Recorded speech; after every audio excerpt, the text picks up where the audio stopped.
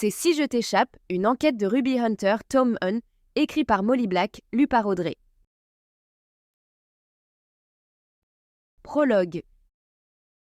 Quelque part entre le bar et son appartement, le silence s'était abattu autour d'elle. À peine quelques instants plus tôt, à quelques rues de là, Alana Dane se fondait encore parmi les foules de trentenaires alcoolisés que les nightclubs déversèrent sur la chaussée, titubant sur leurs talons hauts. La rue qu'elle remontait à présent était déserte. Elle fouilla dans son sac à main à la recherche de son téléphone portable et rechercha le dernier numéro qu'elle avait composé. « Tu es arrivée chez toi ?» lui demanda la voix endormie de sa sœur. Non seulement Sylvia était chez elle un vendredi soir, mais elle avait en plus décidé de se coucher de bonne heure. « Je rentre à pied », répondit Alana en basculant l'appel sur haut-parleur. « Tu m'emmèneras récupérer ma voiture demain ?»« Pas de souci.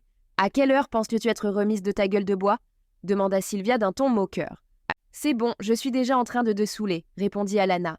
C'était peut-être l'air frais de la nuit, mais plus probablement ses nerfs à vif qui la ramenèrent soudain à la réalité. Ses yeux balayaient fiévreusement l'obscurité autour d'elle. Un mouvement furtif en périphérie de son champ de vision la fit sursauter.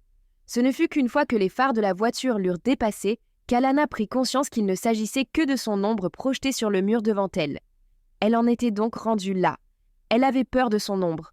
Alana lâcha un soupir exaspéré, doutant désormais de ses propres sens. Elle aurait pu jurer avoir entendu des pas discrets qui s'approchaient, mais ce n'était sans doute que son imagination qui se faisait des films. Elle s'arrêta et tendit l'oreille. « C'est un peu tard pour te promener toute seule. » Elle entendit la voix d'abord, puis elle aperçut la silhouette de l'homme vêtu de noir qui émergeait d'une ruelle pour s'avancer dans la lumière vacillante des lampadaires qui éclairaient faiblement la nuit. Il faisait facilement 2 fois sa taille, tout ce qu'elle aurait voulu éviter de croiser à cette heure-ci. « C'était qui ça ?» demanda Sylvia au bout du fil. Alana ne répondit pas, figée sur place. « Je peux te raccompagner chez toi si tu veux », continua l'intrus. Brusquement, Alana retrouva l'usage de ses sens. Elle secoua la tête. Ce n'était pas la première fois qu'un homme lui proposait de la raccompagner, mais jamais de façon aussi lugubre. Jamais sans avoir d'abord flirté un peu. Elle en était plus déstabilisée encore que s'il lui avait fait des avances malvenues. « Ça ira », répondit-elle précipitamment en reprenant son chemin. « Alana ?» lui parvint de nouveau la voix de Sylvia. « Aide-moi » souffla Alana. Où était-elle ?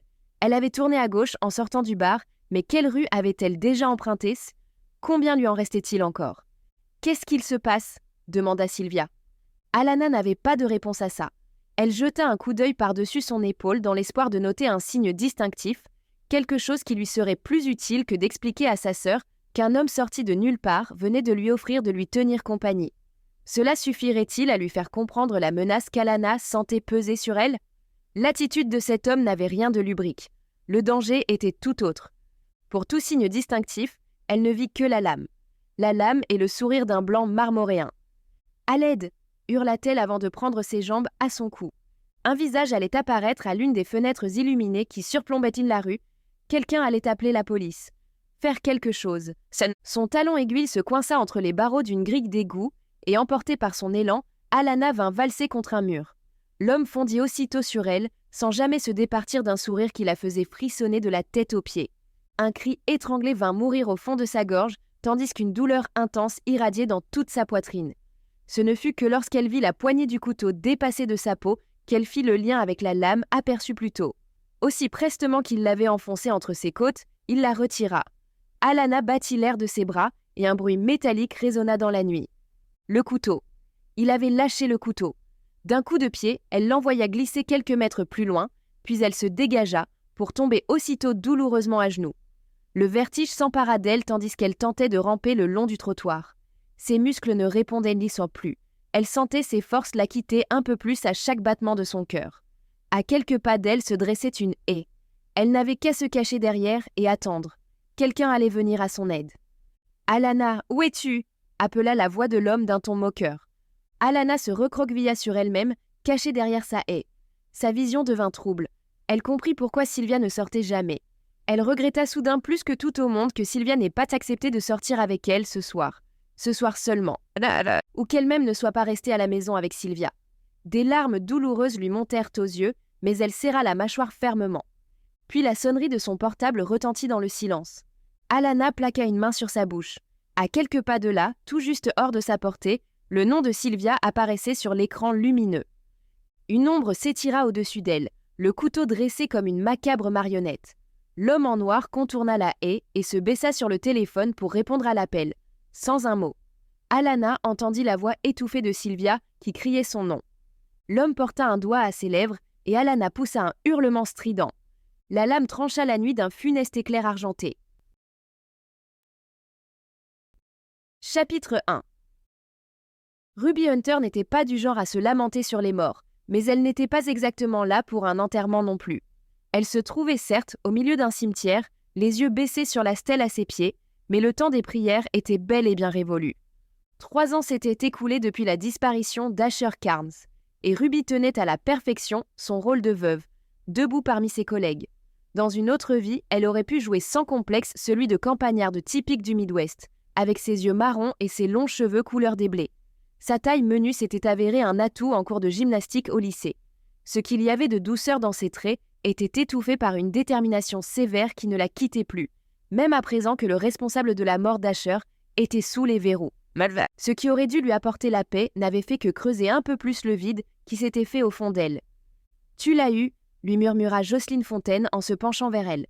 Elle s'était prise d'une amitié instantanée pour Joss, à l'époque où elles faisaient leurs premiers pas ensemble au FBI.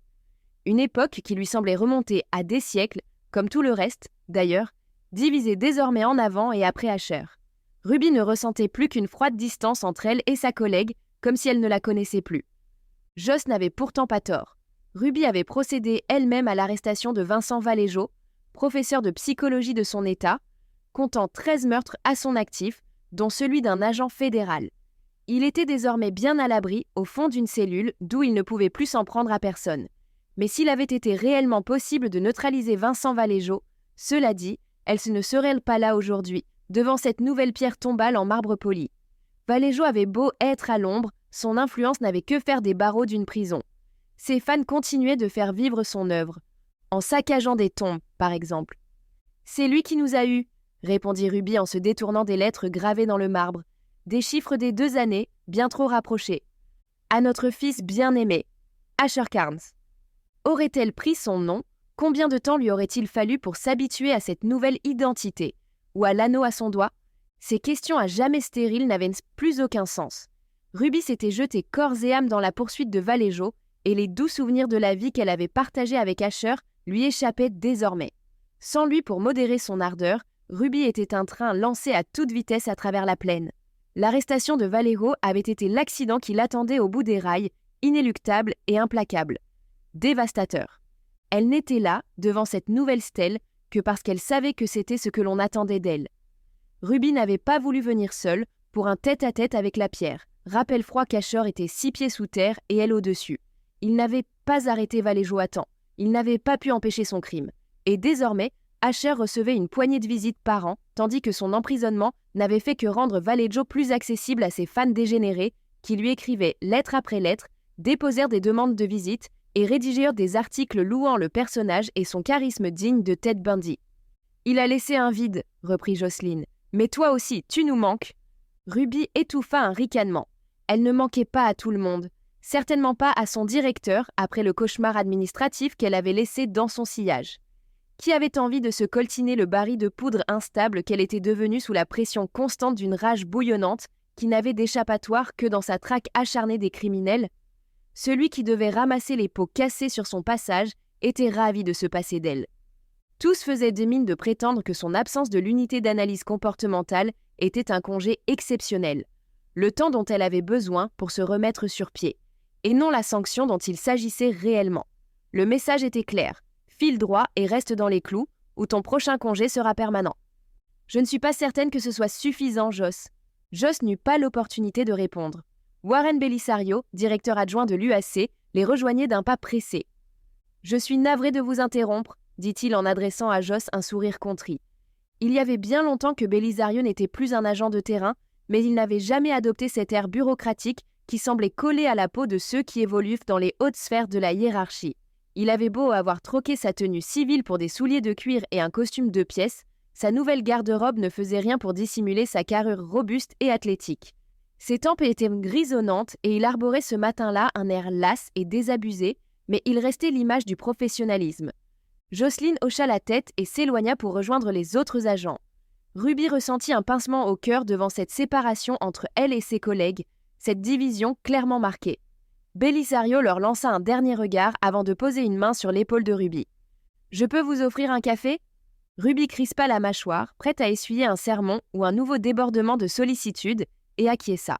« Parfait, » continua Belisario. « J'ai 2 mots à vous dire. » Chapitre 2. Belisario guida Ruby vers une table installée au fond d'un café indépendant branché. Les décorations artisanales et les chaises dépareillées donnaient à l'endroit un charme désuet et folklorique. À côté du cimetière, c'était un havre douillet et chaleureux, le refuge idéal pour s'abriter du froid qui régnait dehors. Mais Ruby n'était pas encore prête à s'abandonner à la chaleur. Les 2 agents juraient dans le décor ambiant, Belisario tiré à 4 épingles et Ruby vêtue de noir de la tête aux pieds, ses longs cheveux blonds tirés sévèrement dans un chignon austère. Le café s'adressait à une clientèle plus désinvolte d'artistes et d'étudiants en lettres, pas aux individus dans leur genre. « Vous vouliez me parler ?» lança Ruby en prenant place sur une chaise de bois cintrée face à son collègue. Ses doigts jouaient nerveusement avec le couvercle de son gobelet de café. Assis de cette façon, la scène lui donnait un goût trop prononcé d'interrogatoire, avec Ruby du mauvais côté de la table. « Ça va, j'ai quelque chose à vous proposer qui devrait vous faire du bien », commença Belisario d'un ton hésitant. « Si vous êtes partante. »« Une thérapie réparatrice ?» demanda Ruby. « Du yoga Bikram, peut-être ?» Comme si 2 heures passées à suer en brassière de sport pouvaient l'aider à trouver la paix intérieure. Mais Belisario lui adressa un sourire pincé. « Ce n'est pas exactement ce que j'avais en tête. » Il sortit de sa sacoche une chemise cartonnée, arborant le cachet qu'elle connaissait bien, annonçant un dossier confidentiel. Son regard parcourut furtivement le café et il rentra légèrement la tête dans les épaules, comme un rempart contre l'absence d'intimité offerte par le lieu. Ruby l'imita instinctivement. Au lieu d'ouvrir la chemise pour exposer le dossier qu'elle contenait, Belisario fit glisser la photo d'une scène de crime sur la table. Ruby se mit aussitôt à l'examiner. Ce type de cliché aurait dû lui faire davantage d'effet. Sans hésitation, elle commença à analyser la scène, à inventorier les détails capturés par le photographe. Sur le papier imprimé, une jeune femme d'une 20aine d'années à première vue, en tenue de soirée. Ruby compta les lésions laissées par des coups de couteau successifs et répétés. 13.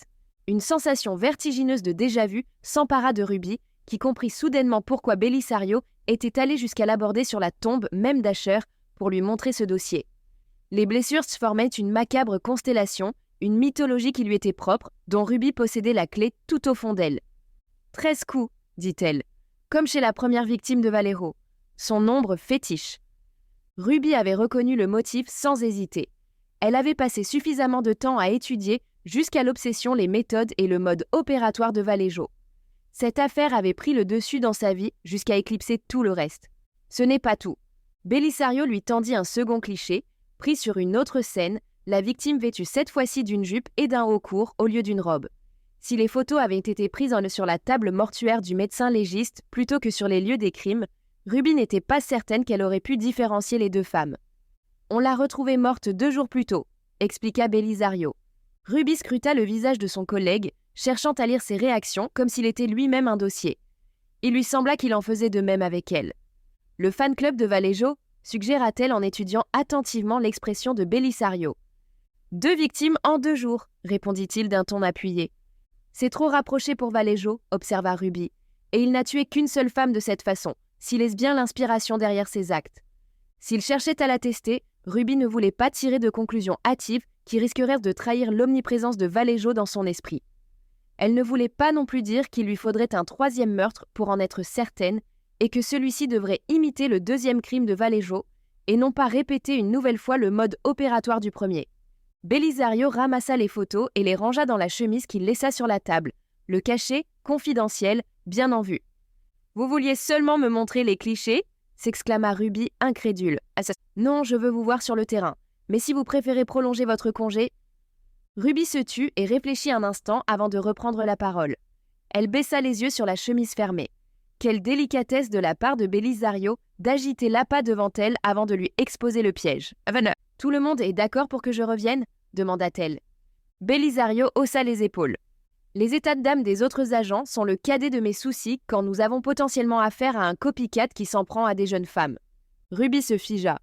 Vous êtes donc réellement prêt à envisager cette possibilité, observa-t-elle. Belisario répondit par un nouveau haussement d'épaule. Qu'il aille au diable. Ruby était incapable de décider s'il avait laissé échapper cette information par inadvertance ou si le vieux renard faisait preuve d'un talent exceptionnel pour l'attirer entre ses griffes. Si cette thèse est avérée, je veux quelqu'un sur le dossier qui n'aura pas besoin de passer des heures à potasser les détails de l'affaire Vallejo. C'est vous qu'il me faut. Personne au monde ne le connaît mieux que vous. Pour que ça vaut. Il n'avait pas tort sur ce coup-là, dut-elle bien admettre. Je n'ai pas d'équipier, vous avez oublié ? Le dernier n'a même pas attendu la fin de l'enquête avant de demander son transfert. Elle regretta instantanément son sarcasme, mais elle vit un sourire étirer les lèvres de Belisario. « Ne vous en faites pas, j'ai déjà résolu le problème. » Ruby eut la présence d'esprit de se taire, cette fois-ci. Pour ce qu'elle en savait, son directeur avait personnellement trié sur le volet un agent qui saurait la mener à la baguette, parce qu'elle avait eu le malheur de perdre son calme une fois face à l'homme qui avait tué un agent fédéral. Personne au monde ne pourrait jamais combler le vide qu'il avait laissé. « Quand » demanda-t-elle simplement. « Immédiatement » répondit Belisario. « Comme je vous l'ai dit, nous avons 2 femmes, tuées à 2 jours d'intervalle, ce qui n'augurait rien de bon pour les heures à venir. » Ruby garda le silence. Elle réfléchissait. Le doute vint effleurer son esprit un bref instant. Peut-être ses supérieurs avaient-ils raison. Elle n'était pas prête à revenir sur le terrain. Elle allait se ridiculiser. Et elle n'aurait pas droit à une 3e chance. Belisario se leva et glissa la chemise cartonnée dans sa sacoche. « Pourquoi est-ce que vous continuez de me soutenir ?» l'interrogea Ruby. « Il faudra revenir si vous voulez avoir une réponse à ça. » Il la considéra brièvement, ses traits ombragés par une lointaine mélancolie. « Imaginez un instant que vous puissiez revenir dans le temps, » commença-t-il, « et intercepter Vallejo avant qu'il ne passe à l'acte, avant que les médias ne lui donnent un petit nom accrocheur, avant que la célébrité ne lui monte à la tête et qu'il ne prenne trop confiance en lui. C'est ça que nous avons ici. » Ruby hocha la tête et déglutit, malgré la boule qui lui serrait la gorge. Elle avait beau savoir que Belisario jouait de ses émotions comme d'un violon, qu'il la manipulait grossièrement, il avait gagné. Elle ne pouvait pas remonter le temps. Elle ne pouvait pas effacer les crimes de Vallejo, mais il n'était pas le seul tueur en ce bas monde. Rien ne pourrait jamais changer le passé, mais elle avait le pouvoir d'arrêter d'autres criminels avant qu'un destin similaire ne vînt les trouver. Belisario attendit patiemment que Ruby parvienne à la décision qu'il savait inévitable. 2 options s'offraient à elle. Soit elle acceptait sa proposition sur le champ, soit elle observait compulsivement le déroulement de l'enquête de loin, impuissante devant les images retransmises sur son écran de télévision. Le choix était simple. « On se voit demain au bureau », dit-elle. Chapitre 3. Pousser la porte des bureaux du FBI lui donnait toujours cette impression qu'elle était arrivée chez elle. Ruby entretenait une relation compliquée avec l'agence, tout comme avec cette ville dont elle était native. Il y avait toujours des règlements à respecter, des attentes à satisfaire, des pincettes à prendre pour ne pas blesser les autres. On parle souvent des conforts que l'on retrouve chez soi, mais jamais des complexités démagogiques qui nous y attendent également. Ruby atteignit le bout du couloir au moment où Belisario montait dans l'ascenseur. Il lui sourit et tendit le bras pour en maintenir les portes ouvertes. Ruby refusait de croire que ce timing n'était qu'une coïncidence. Il ne faisait aucun doute qu'il l'avait attendue pour voir sa réaction, comment elle gérait ce retour soudain au bureau. « Allez, dites-moi qui c'est » dit-elle en appuyant sur le bouton de l'ascenseur. Un sourire énigmatique vint étirer les lèvres de Belisario. « J'espère que vous n'allez pas me coller un autre bleu » continua Ruby, qui savait pertinemment que Belisario ne lui révélerait rien sans un minimum d'effort de sa part. Il avait toujours aimé la faire marcher. « Non, ce n'est pas un autre bleu », admit-il cependant. « Il s'appelle Gabriel Ruiz. Un transfert du bureau de l'Oregon. » Ruby se demanda à quand remontait la dernière affaire de meurtres en série dans l'Oregon.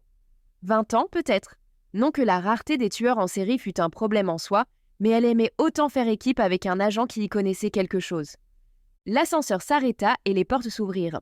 Belisario invita Ruby à descendre. « Bonne chance, vous savez ce que vous faites » l'encouragea-t-il.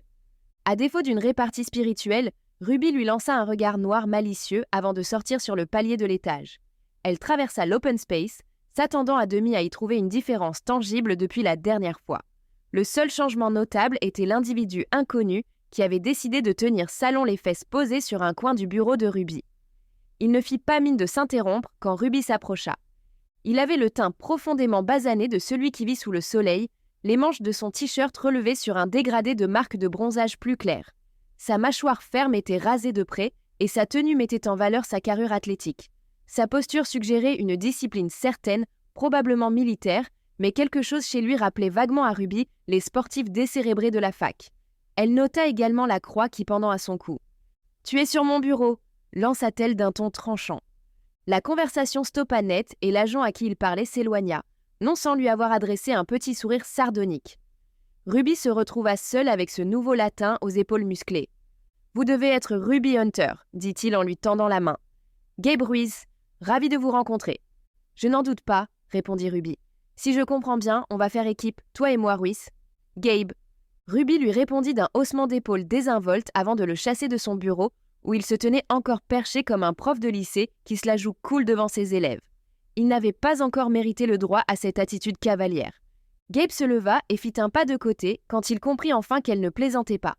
Ruby le toisa de haut en bas et fit un rapide inventaire de l'équipier dont elle avait hérité. Grand et solidement bâti, les épreuves de qualification athlétique n'étaient probablement qu'une formalité pour lui, et la salle de gym devait lui servir tout autant d'exutoire pour évacuer son stress que de salle d'entraînement. « Je m'attendais à… » commença-t-il avant de s'interrompre. « Quelqu'un de plus grand ?» suggéra Ruby en haussant un sourcil. Elle savait que sa réputation la précédait, mais elle ne tenait pas à savoir exactement ce qui se disait sur son compte. « Plus grand », acquiesça Gabe. « Alors, c'est quoi ton deal ?» Le visage de Gabe se fendit d'un sourire suffisant. « Parce que tu ne m'as pas déjà profilé ?» Ruby ravala un ricanement. Il ne lui avait pas fallu 1 minute pour deviner tout ce qu'il y avait à savoir sur lui. « Ex-militaire » demanda-t-elle innocemment. « J'ai fait 1 ou 2 services, oui, obligea-t-il. Ruby enregistra cette information dans un coin de son esprit. Au moins pourrait-elle lui faire confiance lorsque viendrait le moment d'échanger des tirs. « Randonneur ? Tu dis ça parce que je viens de l'Oregon. » Ruby réprima un sourire. Elle tenait seulement à s'assurer que l'agence ne lui avait pas refourgué un autre genou qui tournerait de l'œil à la première victime assassinée de 13 coups de couteau. « Je dois prendre ça pour un oui. » Elle n'avait pas l'intention de se lancer dans un interrogatoire complet. Ils avaient une enquête à mener et elle se satisferait de ces modiques présentations pour le moment. « Pour un peut-être, » répondit-il. Ce n'était pas tout ce qu'elle avait deviné de lui. La religion tenait une place importante dans sa vie, ou du moins dans sa famille. Il faisait probablement partie de l'équipe de sport de son lycée. Mais Ruby était moins intéressée par le profilage de son collègue que par celui du tueur qui sévissait dans sa ville.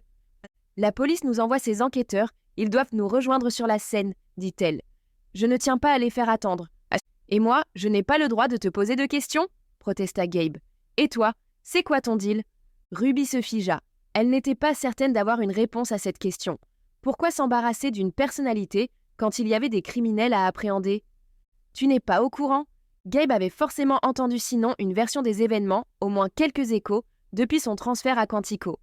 Ruby n'avait pas envie de perdre son temps à ressasser les faits. « Je sais que c'est toi qui as arrêté le tueur au fétiche. » Il avait de toute évidence fait l'absolu minimum de recherche sur son compte. Ruby n'était pas la seule à être prise de court par cette collaboration. « Vallejo, » le reprit-elle. « Je ne sais pas comment vous travaillez sur la côte ouest, mais ici, on appelle les criminels par leur vrai nom, pas par les petits noms kitsch que leur donnent les médias. » Ruby aurait pu faire une liste longue comme le bras de surnoms dont elle aurait aimé affubler Vallejo, mais l'heure n'était pas au juron. « D'accord, tu as arrêté Vallejo, » concéda Gabe. Ruby posa sur lui un regard sans concession, pas exactement celui qu'elle réservait aux interrogatoires, mais davantage le regard auquel elle recourait lorsqu'elle cherchait des indices parmi les maigres preuves dont elle disposait. « Tu as besoin de savoir autre chose ? On peut y aller ?» Les traits de Gabe se durcirent et une expression sérieuse vint remplacer l'affabilité de quelques secondes plus tôt. Ruby aurait dû se dévoiler à lui plutôt que de le laisser s'efforcer de la cerner par lui-même. « On y va, mais c'est moi qui conduis, » répondit Gabe. Ruby leva les yeux au ciel. Quand elle examinait une scène de crime, Ruby se prenait toujours à souhaiter pouvoir l'avoir vue à travers les yeux de la victime. Au grand jour, les rues et les haies qui les bordaient étaient tout ce qu'il y avait de plus inoffensif et banal. Mais Alana Danes n'avait pas été tuée sous la lumière éclatante du soleil de midi. On l'avait attaquée la nuit, quand les ombres qui s'étiraient au coin de la moindre ruelle prenaient une teinte menaçante et que tous les témoins étaient déjà endormis derrière les rideaux, tirés sur les fenêtres de leurs appartements. Même la nuit, cela dit, la rue en question n'était pas exactement ce qu'il y avait de plus privé. Elle n'offrait pas l'occasion de s'attarder pour passer plus de temps avec la victime. Un arrêt de bus à seulement quelques mètres rendait le choix de l'endroit plus risqué encore. Le corps d'Alana avait été levé de la Seine, mais les indices de sa présence demeuraient. L'herbe et le sol étaient pas tant plus sombres et tous autour de l'endroit où elle avait poussé son dernier souffle. Des traces de sang séchées maculèrent les feuilles des arbustes et le mur de l'immeuble qui le longeait. « On l'a peut-être suivi », suggéra Gabe qui observait la rue, main sur les hanches. Ruby n'était pas convaincue. Une fois de plus, elle maudit l'heure du jour. Il lui était impossible de déterminer si tous les lampadaires fonctionnaient correctement, ou si la lumière provenant du hall des résidences alentour éclairait la rue par endroits. Sans ces détails, Ruby ne pouvait dire avec certitude s'il aurait été aisé ou non pour un homme de suivre la victime sans se faire remarquer. « C'est possible, admit-elle, mais c'est une hypothèse un peu facile. »« Elle est facile parce que c'est la plus courante, » protesta Gabe. Les tueurs prennent pour cible des personnes qu'ils connaissent, plus particulièrement les tueurs qui ont décidé d'assassiner leur victime de 13 coups de couteau. Ruby hocha la tête distraitement. C'était vrai la plupart du temps, mais elle avait une autre idée de ce qui pourrait pousser un homme à assonner précisément 13 coups mortels à sa victime. Je te l'accorde, c'est la logique derrière les crimes passionnels, mais 2 crimes passionnels pratiquement identiques, 2 victimes présentant le même nombre de lésions mortelles. Gabe haussa les épaules. Il est peut-être monomaniaque. Ruby en concevait la possibilité, mais il y avait autre chose.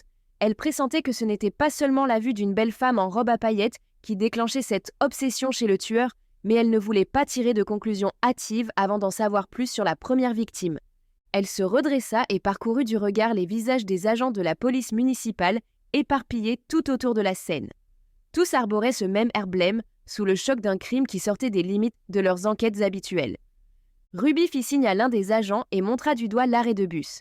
Généralement dans les forces de l'ordre, la plupart des agents se cantonnaient à ce qui tombait sous la responsabilité de leur grade. Il n'y avait au premier abord aucune raison de penser qu'une attaque à l'arme blanche dans une ruelle en pleine nuit méritait l'attention du FBI. Ils n'avaient pas les ressources nécessaires pour voir émerger le schéma que Ruby distinguait déjà. « Vous avez consulté les horaires du bus ?» s'enquit-elle. La victime était en ligne avec sa sœur au moment de l'attaque, ce qui leur donnait une chronologie exacte des événements. Aussi traumatisant que fût cet appel, Ruby n'aurait jamais osé en espérer autant. L'agent de police acquiesça. En recoupant l'heure de l'appel et la fréquence de passage du bus, nous estimons que le meurtre a été commis de bout en bout dans une fenêtre de moins de 10 minutes. Pas du genre à savourer le moment donc, observa Gabe. Ce n'étaient pas nécessairement les mots que Ruby aurait choisis, mais Gabe n'avait pas tort. 10 minutes pour se jeter sur une femme et la saigner à mort, avant de se fondre dans les ténèbres et disparaître à nouveau. « Où est la sœur de la victime ?» demanda Ruby. L'agent de police haussa les épaules. « On n'arrive pas à la joindre. Tout ce qu'on a, c'est ce qu'elle a dit au central. » Ruby fronça les sourcils. Ça ne pouvait tout de même pas être si difficile que ça de retrouver la seule personne qui avait des informations sur ce qui s'était passé cette nuit. Quelqu'un ne faisait clairement pas son travail correctement ici. « Personne ne s'est assuré qu'elle va bien ?» s'exclama Ruby. « Sa sœur vient de se faire tuer, elle pourrait être en danger. »« Elle refuse de parler à quiconque, » répondit l'agent. Ruby ravala une réponse cinglante. « Qu'a-t-elle dit exactement au central ?» intervint Gabe pour désamorcer la tension. « Elles étaient en ligne quand ça s'est passé, » expliqua l'agent. La victime était à environ 4 rues de chez elle. Sa sœur, Sylvia Daines, a dit avoir entendu une voix d'homme et qu'elle a eu l'impression que la victime ne le connaissait pas. Alana était donc presque arrivée chez elle. Encore quelques minutes et elle aurait été hors de danger. Une sonnerie de téléphone interrompit ses réflexions et elle leva les yeux sur Gabe qui fouillait frénétiquement dans sa poche. Il lança un regard confus à Ruby avant de s'éloigner pour prendre l'appel. Sans compter le fait que Sylviasso est la meilleure source de renseignements dont nous disposons, s'il s'agit d'une attaque personnelle, sa vie pourrait bien être en danger, expliqua Ruby. Le travail de la police n'est pas seulement d'enquêter sur des crimes. En faisant un peu d'effort, vous pouvez aussi empêcher qu'il n'ait un tueux. L'agent de police eut la décence d'avoir l'air contrit. Son équipier lui fit signe de le rejoindre, le sauvant ainsi des sermons de Ruby. Leur manque de rigueur ne profitait qu'aux tueurs. Elle soupira et s'efforça de contenir son émotivité. C'était exactement le genre de choses qui faisait fuir tous ses nouveaux équipiers. Gabe glissa son portable dans la poche arrière de son jean et revint vers elle. C'était le cabinet du légiste. Ils ont un autre corps à aller lever aujourd'hui. Si on n'y va pas maintenant, la légiste aura bientôt les bras plongés jusqu'au coude dans l'enquête de quelqu'un d'autre. « Charmant !» siffla Ruby. « Attends, tu voulais savoir si les 2 MCO étaient identiques ?» répliqua Gabe. « Eh bien, on dirait que la médecin légiste a quelque chose pour toi. » Chapitre 4. 2 femmes s'étaient étendues sur 2 tables d'autopsie. Il était trop facile de tirer des conclusions sur la base de photos de ces femmes encore dans leurs vêtements imbibés de sang. L'esprit de Ruby comblait instinctivement les blancs des détails qu'elle voulait voir, les clichés au format poche abondant naturellement dans le sens de son biais de confirmation. La légiste, qui dégageait une odeur d'antiseptique, souleva d'une main gantée de latex les drapons stériles qui recouvraient les corps. Ruby s'approcha et laissa son regard errer d'une lésion à l'autre, comme reliant les points d'un macabre coloriage. Là où certains savent reconnaître les étoiles, Ruby, elle, connaissait par cœur ces constellations-ci. Pas de boule de lumière géante ici, mais les plaies perforantes caractéristiques d'une lame de couteau. L'angle d'entrée variait de l'une à l'autre, suggérant que le suspect ne s'était pas contenté de répéter le même mouvement, coup après coup, dans un accès de rage aveugle. C'était la confirmation qu'elle attendait depuis le moment où Belisario lui avait montré les photos des scènes de crime. « Tu avais raison, » dit Gabe. « Elles sont quasiment identiques. » Il allait d'une victime à l'autre, comparant chaque lésion l'une après l'autre. Les plaies n'étaient pas la seule chose que les 2 femmes avaient en commun. Mis à part le fait qu'elles étaient aussi toutes 2 belles, dans la fleur de l'âge, et que ni l'une ni l'autre ne méritaient la terreur et la douleur qui leur avaient été infligées dans leurs derniers instants.